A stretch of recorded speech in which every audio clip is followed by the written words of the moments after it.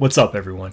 Today's video is going to break down the round 2 loss that Mostafa Asal faced at the hands of Eain Yow. This was a pretty awesome match for several reasons, and before I get into that, I just want to say that my daughter is sleeping in the room beside me, so I'm going to speak a little bit softer so that I don't wake her up. With that out of the way, here's what I intend to do for this video. Number 1. Here are my thoughts about the match holistically. In my opinion, Eain Yow played extremely well. He changed the pace, he changed the height, he changed the angles, he worked hard, he was relentless, he hustled, he ran a lot, he didn't get overly worked up over certain things. He used certain combinations extremely well. This backhand straight drop, and he used it on the forehand too. That drop, he hits it so accurately and so tight to the side wall that it sets up a lot of his rallies where he starts squeezing his opponents with that drop and then hunting the volley. And he's very good at respecting and resetting the ball. And if you don't know what I mean by some of these things, I'll link to a couple of videos about tactics, the 1-2 combo, 1-2 punch combo, as well as respecting and resetting. And his overall targets, his basic game was on point. He was putting Mostafa Asal under a ton of pressure in the back corners of the court, consistently forcing boasts from him. And there's one rally in particular I'm thinking about, which you guys can check out as this video continues. The second major point, so that's Eain Yow, phenomenal match from him. The second point is around Mostafa Asal and refereeing. So as you all know, there's a lot of controversy around his movement and some of the antics and just his general demeanor on court. He's a phenomenal player, great talent, but we all know about the antics. In this match, I feel that the referees on several occasions actually took an excessively harsh stance against Mostafa Asal. He still pulled some uncool, sneaky stuff in my opinion, and I'm going to show you some of that. But the referees, I think, were trying to make a point because of everything and all of the hype around him and his antics and his behavior. I think the referees really tried to take a hard stance, and in my opinion, this is karma. Part of me feels bad for him because some of the calls and stuff I think were a bit harsh and unfair, but at the same time, it's almost hard to feel bad when the person is consistently doing something that is frowned upon.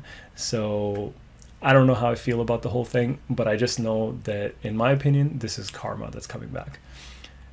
The thing that I will appreciate is that Asal was quite composed despite some of the harsh calls.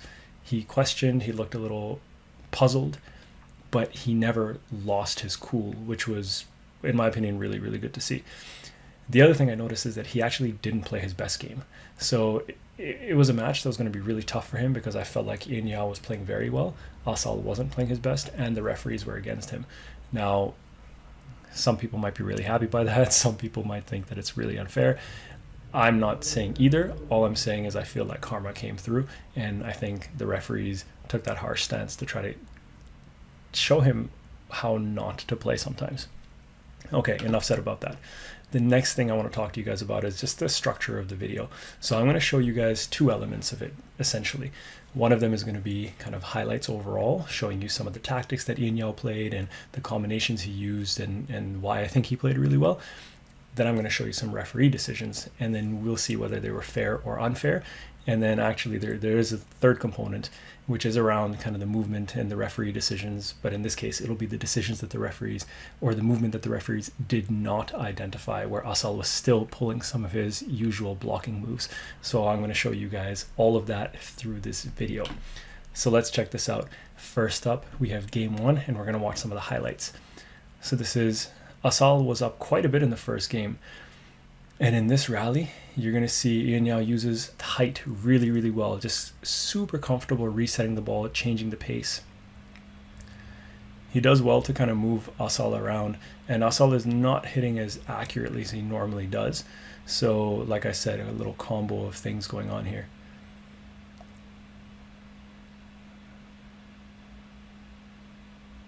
So this video shows a lot of the relentlessness, the hustle, the grit, the never give up attitude by Eain Yow, and that right there is what he did consistently. He might have, that rally was, Eain Yow was on the back end of it sometimes, Asal was on the back end of it other times, but Eain Yow's target at the end is what I noticed made the difference. So let me rewind this just a tiny bit. So check this out. Asal puts him in. Look at this cross court target. Second bounce is right dead in that back nick, and Asal can't even try to hit a boast. That to me is pretty impressive that he's hitting his targets that well. Let's check out another rally. This is game ball for Eain Yow, and forgive me if I'm butchering the pronunciation. And great defending again when he's under pressure. Just takes off the pace, keeps it really tight. That's that long drop I was talking about. Another great defense, and the defense turns into offense. That to me is class, where you're under pressure and you hit such good defense that the person can't even get the ball back. That's impressive, and that's a sign of just, that goes to show you how effectively he was playing on the day. So now we're getting into game 2. Asal goes for the winner, not quite there. Again, Asal's gameplay is just a little bit loose, but again, Eain Yow's defending phenomenally, and again, a dead winner off of a lob. Impressive stuff. Again, just changing up the pace so much. Again, using some phenomenal targets, just taking the ball so early, making Asal do some hard work, using height, and so accurate, forcing the boast from Asal. That was the one shot that wasn't that great, but then he's just chasing it down.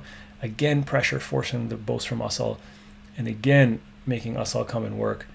And unfortunately there, Asal goes down. But if you watch that, let's watch that one more time, because I felt like this was a phenomenal rally. It just demonstrates exactly how well Eain Yow played this entire match.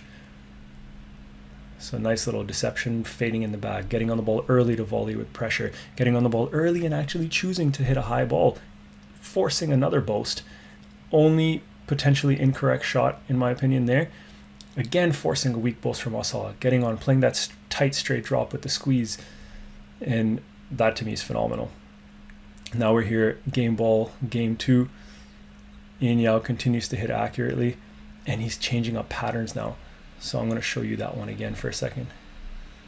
Let this rally finish.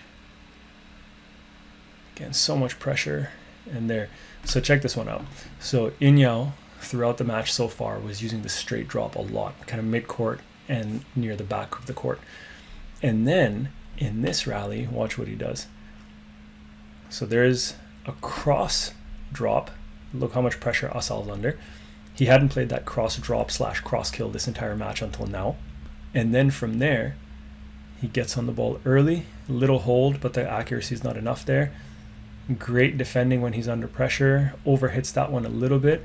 Asal goes for the drop, but look how much that drop just popped out. That's a little sign for me that Asal wasn't quite on the mark that day, because he's usually a little bit more accurate than that.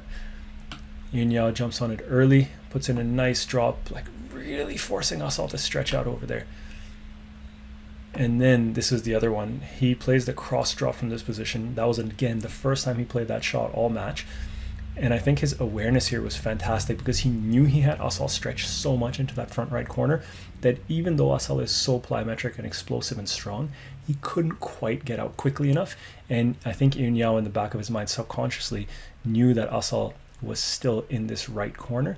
So this little fading cross drop was just the perfect shot to play, and he executed it phenomenally. And that to me is just an indicator of how well Eain Yow played on the day. All right, let's get into game 3 highlights now. So Asal was actually up 7-4 in this game, and then look at that accuracy, just that straight drop by Eain Yow, again, just perfect. There's some tins, some accurate hitting by Eain Yow, and then the guys are tied up 8-8. And this is a solid rally where both players are kind of jockeying for position on the tee. Again, straight drop. He respects Asal's shot. Not tight enough from Asal. Another squeeze, and that's the thing. So check this out right here. This is just a good indicator for me. So you see Asal plays that cross flick, but look, the ball's right in the middle of the court. That to me is an indicator that he's not quite there mentally. And then Eain Yow gets the opportunity. He's on it early, plays that straight drop. Notice it's not super short, but it's glued to that side wall. And Asal gets there, but he can't squeeze it off the sidewall. And that's a big point. At 8-8 to go up 9-8, the confidence that you gain from that is huge. And then from there, at 9-8, Asal goes for the nick, doesn't hit it. And then he goes in to the body. We're going to look at that afterwards. Gets a no let on that one, actually. 10-8, trying to play a little boast, sneaky little reverse boast there. Playing the kill, Eain Yow is hustling. Continues hustling, and Asal hits the tin. Down match ball. So again, hitting the tin on a cross-court drive it's an indicator that he isn't quite there mentally. A player of his caliber, of his level, generally at match ball down will not hit a tin on a cross-court drive. So something is going on there. Could be all the referee decisions. Presumably that is the case, but again, I can only hypothesize. And then when the match finished, see, I appreciate that he was kind of respectful over there. And then this was interesting. He came out of the court and he basically, it was hard to hear because it was on YouTube and there were other courts playing, but he was basically saying to the referee that this was the most appalling refereeing that he's ever experienced in a match before. And he was essentially voicing his opinion about how frustrated he was and how disappointed he was about the refereeing in the match. Now, let's get into some of the decisions. So here's where some of the lets and the strokes and arguably some of the harsh things that happened to us all. We're going to look at some of those here. So first scenario, this is the one we're looking at.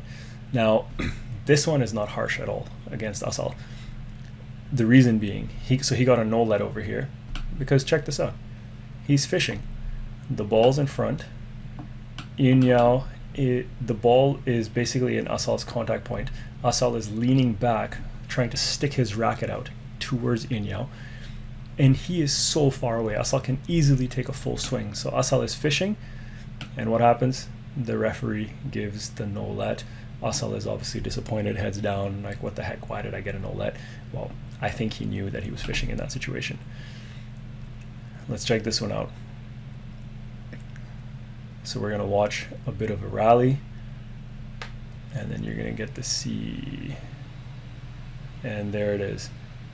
So now this one, he got a no let again. So I'm going to break this down in slow-mo. So here's the line. So I skipped over here. So Eain Yow plays this drop shot into the front left corner. This is Asal's line to the ball. And there's the ball. The ball's bouncing up. So Eain Yow has not played a great shot. Asal comes in, and this ball is kind of moving in this direction over here. But what Asal does here, which I think threw it off, is that instead of continuing to go in front of Eain Yow, he pushed into him. The ball is coming this way. I feel that, and again, slow motion, after the fact, multiple views. It's far easier for me to try to dissect this. In real time, Asal may or may not have realized it. I don't know.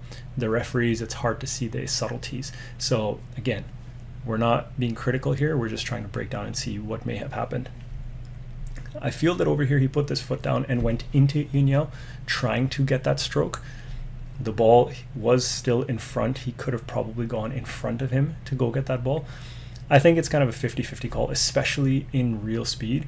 And Asal got the no let. Likely the whole karma piece coming into play again, where the referee does not want to be giving Asal favorable calls when it's a 50-50 call, which I'm hoping he learns from. So see, he just kind of went into Eain Yow instead of moving forward to play that ball. So now let's check this out. So over there, Asal got, Eain Yow got a stroke in that situation, and we're going to see it over here in slow-mo. So Asal hits the ball, and he comes back. I don't think he did anything wrong deliberately in terms of trying to push back into Eain Yow's path or anything like that. But check it out. So there's contact over there. So Asal is kind of in his line, and right there, see, the ball's pretty loose. If Asal did not step back into his line, Eain Yow would have gone through and gotten that ball. And I think in that situation, because Asal came back into his line and it wasn't the tightest shot, Eain Yow got the stroke. Again, maybe a marginal call, but it's going against Asal. unfortunately. I hope he learns from this. And then here, Asal played a little trickle boast, but the ball came right back near his body, and Eain Yow got the stroke. So there's the trickle boast, or I mean, it's not a trickle boast, it's just a mid-court boast, and then the ball's right up there. Eain Yow is trying to go for it, Asal's in the way. That's an obvious stroke. But here's where, in my opinion, things get dicey. So the clip you just saw, I'm comparing it with the clip I showed you earlier where Asal came in and Eain Yow played a looser ball. And if you see these, in my opinion, they're very similar. Over here, the only thing is Asal kind of turned into Eain Yow's body instead of going straight through for the shot. But both players, on the clip on the left, Eain Yow hits a loose ball, Asal's on his way. In the clip on the right, Asal hits a loose ball, Eain Yow's on his way. One of them is a stroke, the other one is not. So that to me is referees being inconsistent, which I don't think should be the case. I feel like the referees really, really need to be consistent in order to send the message to the players of what is kosher and what is not. So that's one example. And the next one I want to show you guys. Check this one out. So Asal hits that straight drive. Eain Yow's over there. And he actually got a stroke for that. That, in my opinion, was not a stroke by any means because the ball is behind him. So check this out. Asal hits. By the time Eain Yow has his racket up, the ball's already hit his back foot. So for him to hit it, the only shot he probably has is a boast or like maybe a flick straight. So that can't be a stroke because he's not going to hit a winning shot from this position because the ball's fast, it's low, and it's already near the back, his back foot. That is karma going against Mostafa Asal, unfortunately, or maybe fortunately, depending on your perspective. Hopefully he learns from this. Okay, I want to show you some of the unnecessary movements that he's still making. Despite all of these calls, he's still making unnecessary movements. And I'm going to talk a little bit more about this after, but let me show you the clips first. So first clip is over here. I don't know if you saw it in that one. There are a few things from this clip I want to highlight. And I'm going to show you through still frames in a second. Number one, look how straight that back leg is after he hits the shot. And it's directly in Eain Yow's line. No one hits like that naturally. That is definitely an unnatural movement. Now if you look after that, so then Eain Yow trips, if you recall. Then he's fist pumping. This is just me because I got frustrated when I saw this. He's fist pumping because he won that rally after deliberately taking him out.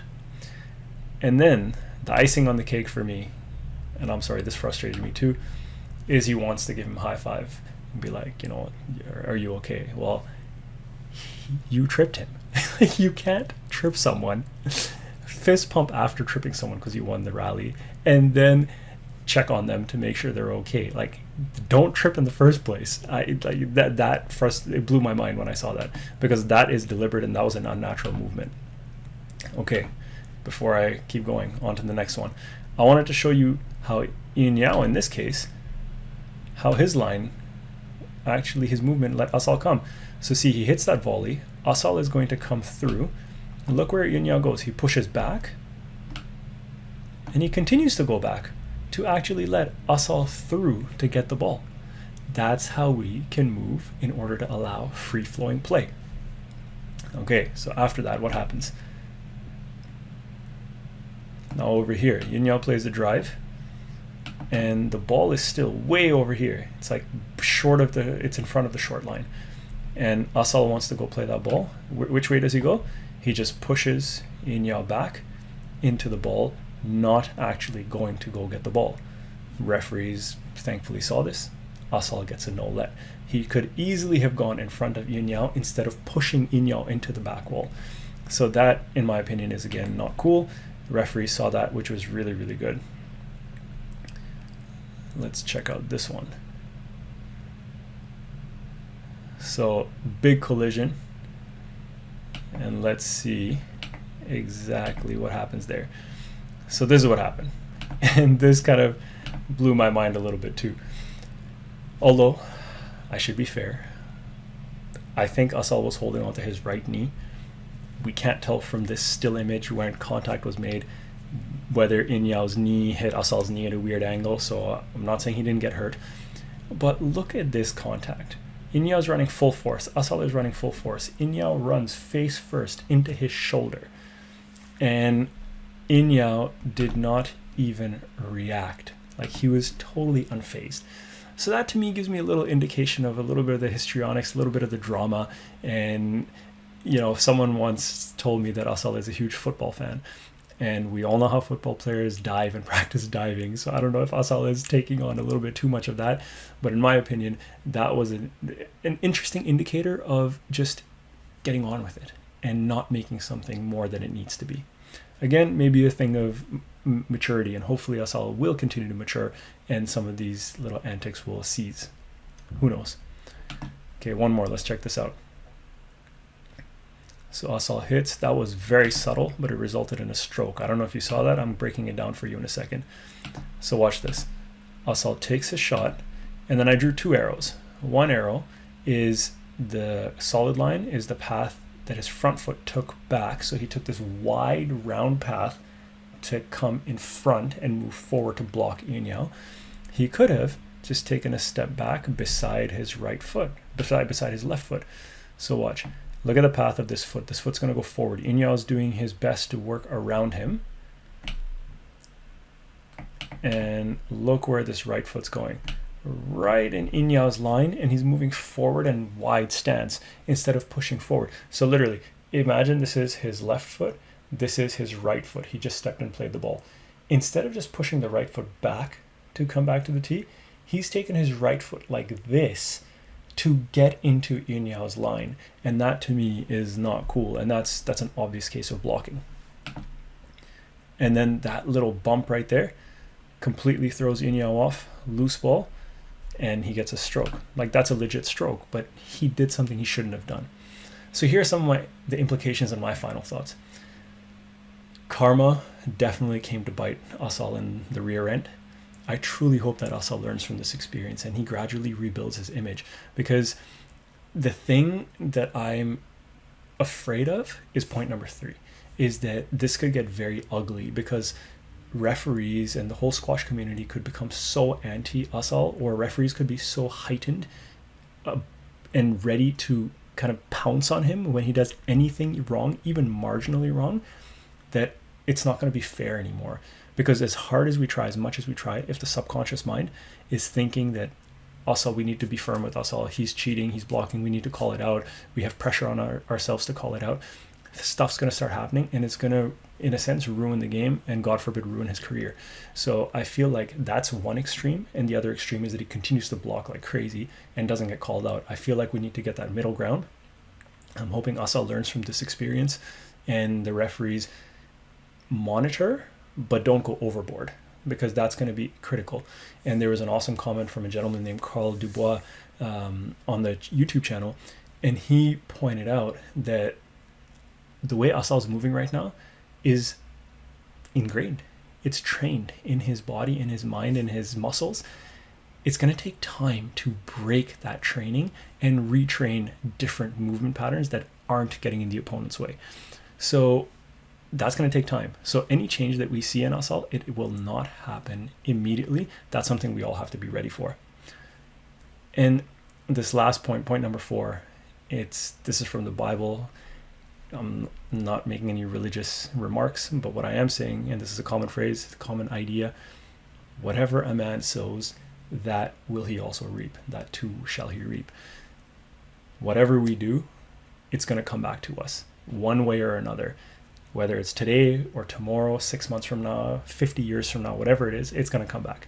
And it's starting to come back to Asal already. I hope he realizes this. I'm saying this with love and respect. I'm not trying to be critical and mean or run him down or anything. He's a phenomenal player, phenomenal athlete, great potential, great talent. But if he can clean this stuff up, it'll be so much better in my opinion. Ladies and gentlemen, I hope you enjoyed the video. Please feel free to leave your comments. And as always, let's make it a respectful discussion. If you like the video, give it the thumbs up, leave a comment, subscribe to the channel if you haven't, share it with some family or friends that enjoy squash and might enjoy this analysis. And I'll see you guys in the next video. Take care.